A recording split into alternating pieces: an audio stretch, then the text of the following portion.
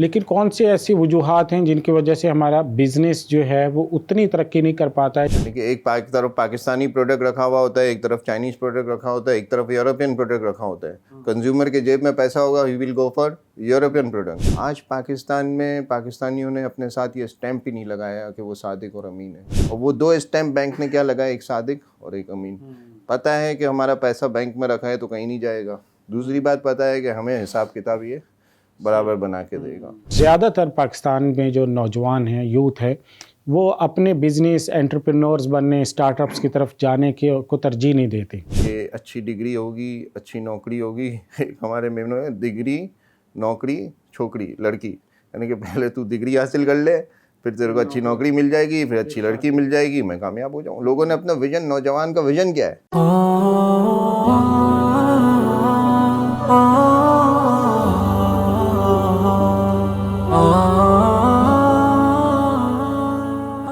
पाकिस्तान में बिज़नेसेस की जो सूरत हाल है सबके सामने है, सब लोग परेशान हैं, बिज़नेस कम्युनिटी सफ़र कर रही है। इस वक्त सिचुएशन क्या है बिज़नेसेस की और इन मसाइल के वजूहात और असबाब क्या हैं, इन सारे पहलुओं पर आज गुफ्तगू करेंगे। हमारे साथ मौजूद है मोहसिन मोटन साहब, जो कि रिटेल हेड हैं नॉरकिन्स के। तो उनकी तरफ चलते हैं। अस्सलाम वालेकुम। वालेकुम अस्सलाम।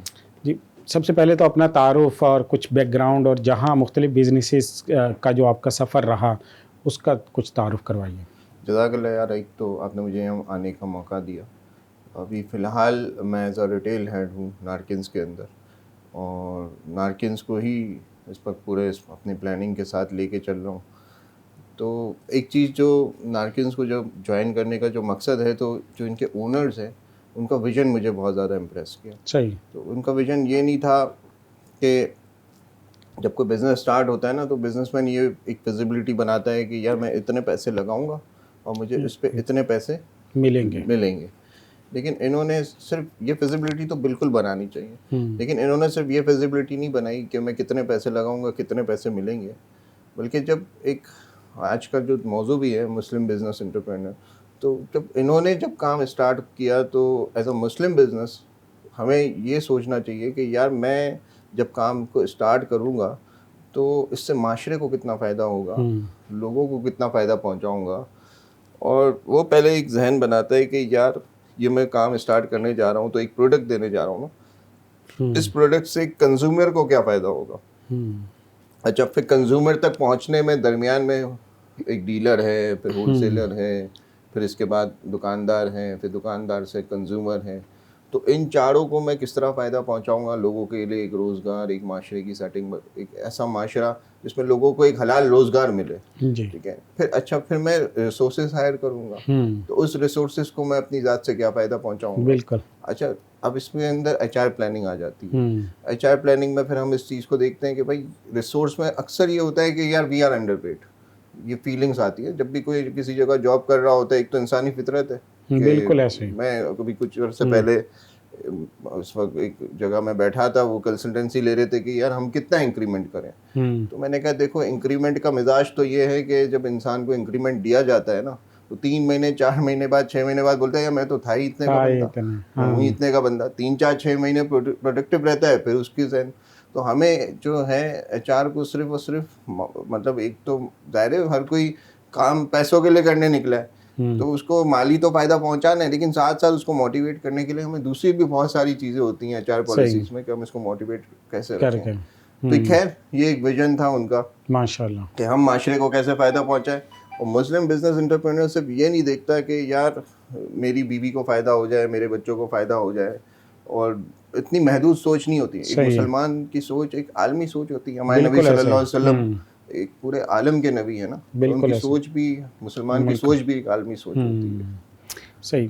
तो यानी आप जो नारकिन्स का अब तक आपका, इससे पहले कहाँ कहाँ पर आप रहे, जो आपकी एजुकेशन है वो बेसिकली किससे रिलेटेड है? इससे पहले मैं डाइनर्स को देखता था, क्लोथिंग ब्रांड है मेरा। पूरा पीछे 15 16 17 साल का जो एक्सपीरियंस है वो रिटेल इंडस्ट्री और क्लोथिंग ब्रांड्स, परफ्यूम ब्रांड्स। माशाल्लाह। और अभी रिसेंटली अब मैं जो पिछले 2-3 साल से PSL फ्रेंचाइज है कोयटा ग्लैडिएटर, उनके साथ भी एज अ कंसल्टेंट कनेक्टेड हूँ।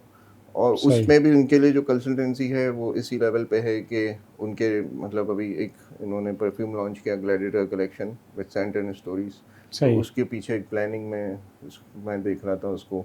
अब इंशाल्लाह अपैरल भी, ग्लैडिएटर अपैरल भी लॉन्च करना है, तो वो सारी चीज़ें उसमें भी रिटेल इंडस्ट्री का साइड से और ज्वाइनिंग्स किस तरह करनी है।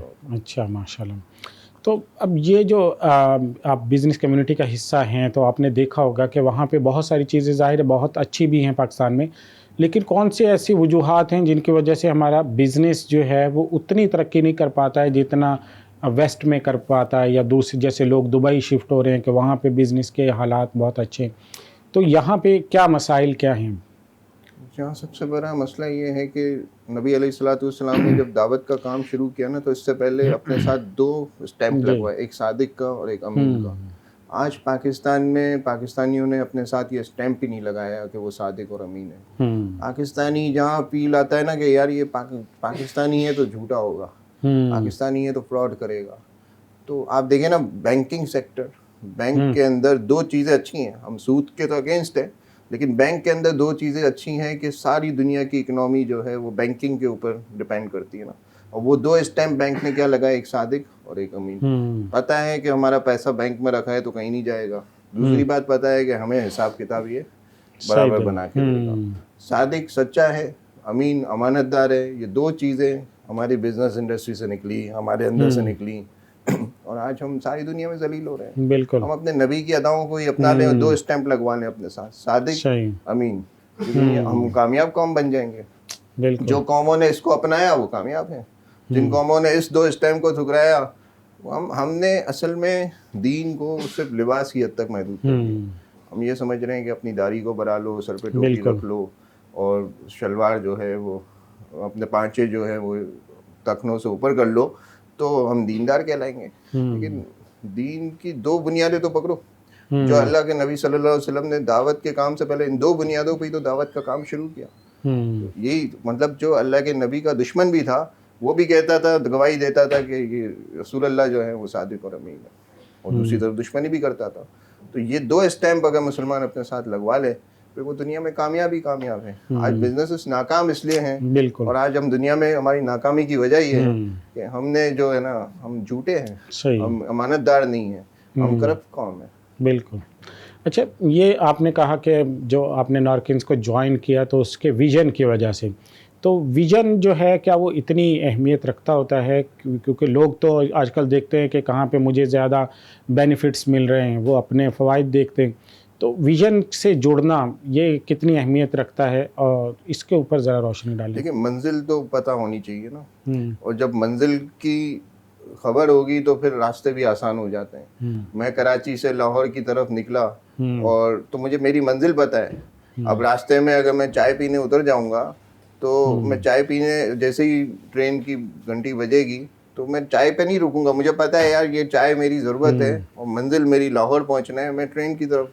तो आज बात यह है कि लोगों ने मंजिल तय नहीं की तो ज़रूरियात में फंस गए। मतलब ये तो दुनिया के भी मामलात हमारे और दीन के मामलात को भी देखें तो हमारी नाकामी की वजह यह है कि मंजिल ही नहीं पता कि अल्लाह ने भेजा क्यों है, आने का मकसद क्या है। और बिजनेस भी करना है तो मंजिल को सामने रख के करना है कि यार मर के अल्लाह को जवाब देना है। अगर ये मंजिल सामने नहीं होगी तो फिर झूठे और मक्कारियाँ करते फिरेंगे। आज हमारे बिजनेसेस की नाकामी की सबसे बुनियादी वजह यह है कि अगेन मैं रिपीट करूँगा, हम सादिक और अमीन सच्चे और अमानतदार नहीं है। सही।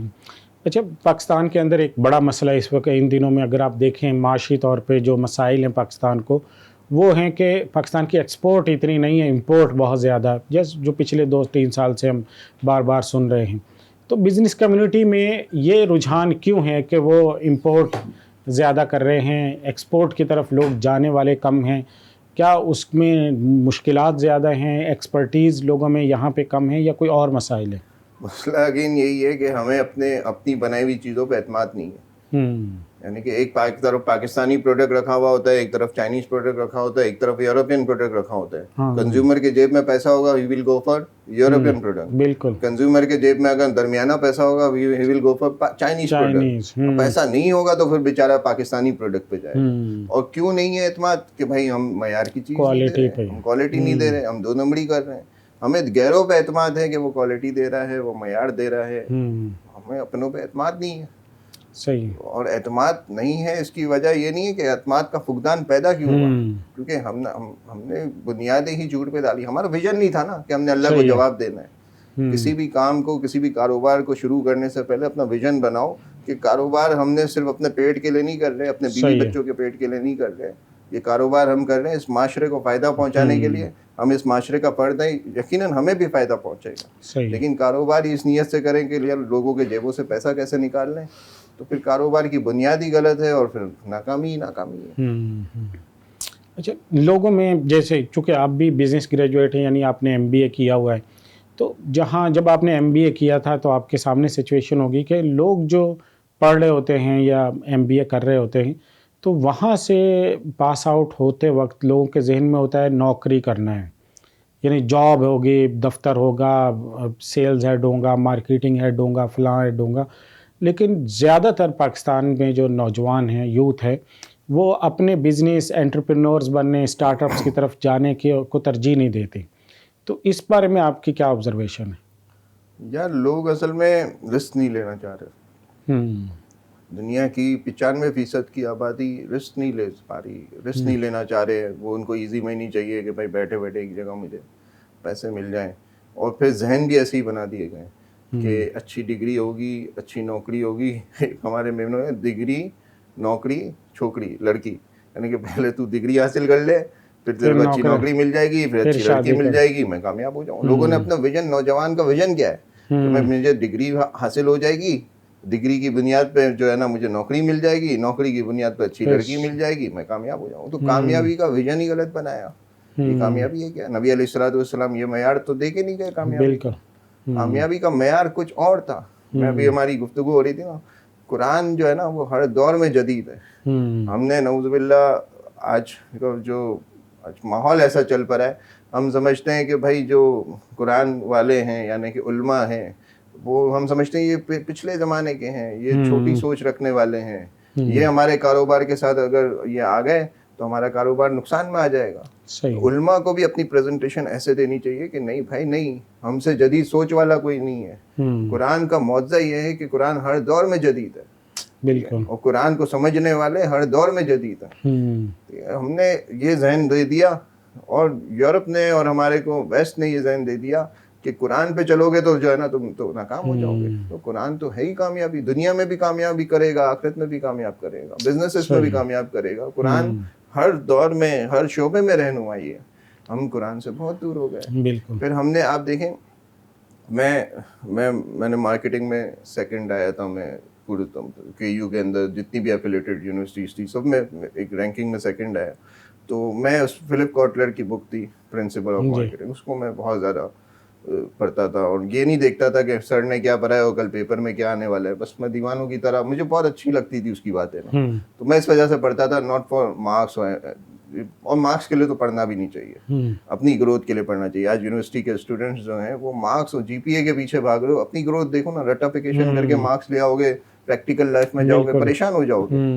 खैर, तो जब मैंने फिलिप कॉटलर की पूरी बुक को स्टडी कर लिया तो जहन में आया कि यार मैंने अल्लाह के कलाम को कितना पढ़ा। हम तिलावत करते हैं, रमज़ान में उठाते हैं, तिलावत करते हैं, रख देते हैं, लेकिन समझने की तो कोशिश नहीं करते। फिर मैंने मुफ्ती तकी उस्मानी साहब का आसान तर्जुमा कुरान उठाया, उसको स्टडी किया, फिर उसको कंप्लीट किया, तो एक रहनुमाई मिली, एक जहन ही बदल गया कि यार ये तो असल है। सही। तो हम बच्चों के अंदर और इस चीज़ को हम प्रमोट करें कि कुरान को समझ के पढ़ना है। कुरान रहनुमाई है। कुरान को अल्लाह की कसम जिसने उठाया, उसको समझा, वो कामयाब हो गया इखलास के साथ। अगर उसने उसको पढ़ना शुरू किया, कसम खा के कह सकते हैं वो कामयाबी के रास्ते। सही। अच्छा, ये बिज़नेस कम्युनिटी जो पाकिस्तान में माशाल्लाह, खुसूसन कराची की अगर हम बात करें तो बहुत ज़्यादा गरीबों का साथ देना, लोगों को खाना खिलाना, आप देखते हैं कराची भर में दस्तरखान हम लगे हुए देखते हैं। तो आपके जहन में क्या है कि ये ज़ाहिर है कि एक सस्टेनेबल सलूशन है नहीं गरीब की गुर्बत ख़त्म करने का, तो आपकी नज़र में जो सस्टेनेबल सलूशन है गुर्बत के ख़ात्मे का, वो क्या है पाकिस्तान में? यार, गरीबों को और भूखों को खाना खिलाना है तो बहुत अच्छी बात है जी। मैं एक ड्राइव चलती थी कि भाई राशन देना है, ये करना है, तो उस वक्त ये होता था कि यार किसी को राशन दे देते थे, फिर अगले महीने फिर उसको राशन देना है, फिर तीसरे महीने फिर राशन देना है, तो मेरा फिर जहन ये चला कि यार ये राशन देने से बेहतर है वो लेने वाले हाथ को देने वाला हाथ कैसे बनाए। उस पर फिर फिजिबिलिटीज बनाई गई यार 40-50 हज़ार रुपए के उसके अंदर हमको ऐसा कारोबार निकाले कि लोगों को बाइज्जत रोजगार दें। 40-50 हज़ार रुपए की इन्वेस्टमेंट पे हम इसको कोई ऐसा प्लान बना के दें जिसपे वो महीने के 40-50 हज़ार रुपए कमाए। आप देखें, मैं आप मशवरे के लिए कह रहा हूँ कि अगर कोई ऐसा सुन रहा है जो लोग रोजगार ढूंढ रहे हैं, जॉब ढूंढ रहे हैं, तो हर वक्त जॉब अवेलेबल नहीं है यहाँ पे। बिल्कुल। आप ऐसे बनो कि लोगों के लिए जॉब अपॉर्चुनिटीज क्रिएट करो।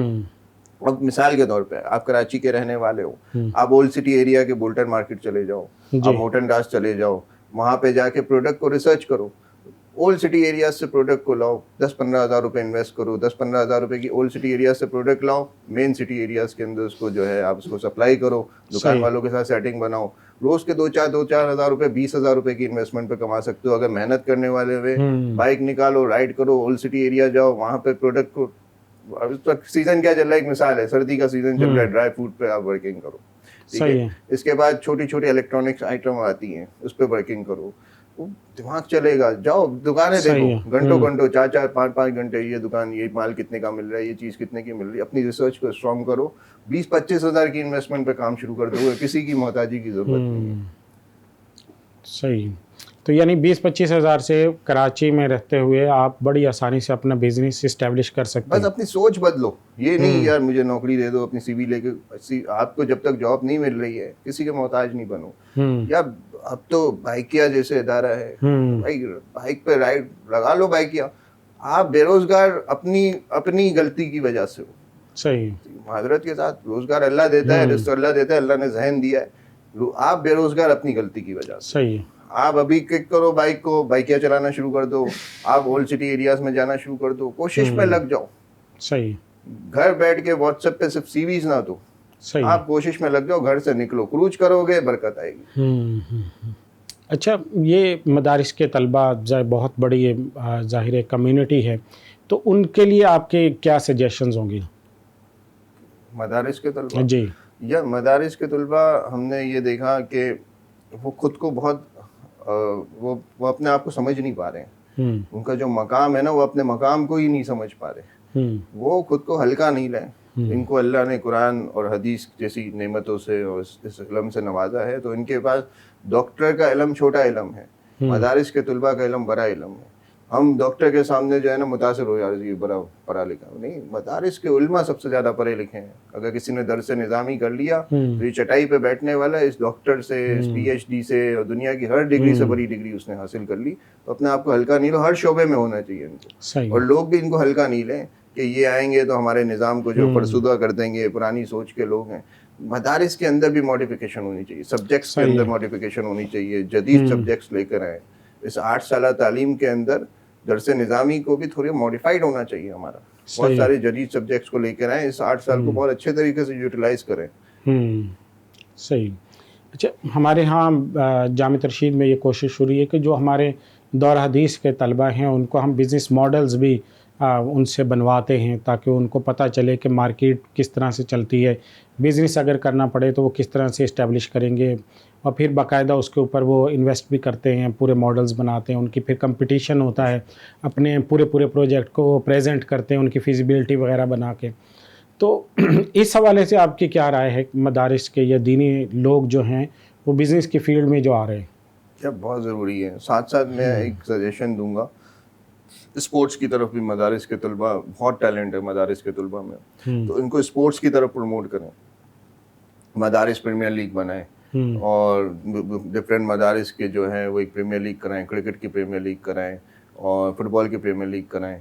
और बहुत टैलेंट है, ये जो मदारिस के अंदर जो तलबा पढ़ रहे हैं ये अच्छी खुराक खाए हुए हैं, और मदारिस की दाल जो है वो हमारे फास्ट फूड से बहुत अच्छी है, वो बहुत ज़्यादा स्ट्रॉन्ग है माशाल्लाह से, और जहनी तौर पे भी और जिस्मानी तौर पे बहुत स्ट्रॉन्ग है, बहुत अच्छा टैलेंट निकलेगा। स्पोर्ट्स में हम आगे बढ़ेंगे तो एक मदारिस प्रीमियर लीग होनी चाहिए, मदारिस की क्रिकेट लीग होनी चाहिए, और उसमें अल्लाह ने मुझे भी इस PSL से कनेक्ट रखा हुआ है, तो एक सलाहियत दी है, उसमें जहाँ हो सकेगा मैं भी आप लोग को सपोर्ट करूँगा अपनी। सही, ठीक है।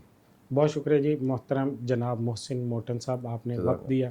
नाज़रीन, आपने मुलाहिज़ा किया, बिज़नेस से रिलेटेड जो भी आपके जहन में सवाल हो इसके कमेंट्स बार में ज़रूर लिखिएगा, तो इंशाअल्लाह आपके तासुरात से, आपके कमेंट से ही ये प्रोग्राम बेहतर होगा। तब तक के लिए इजाज़त दीजिए। अल्लाह हाफ़िज़।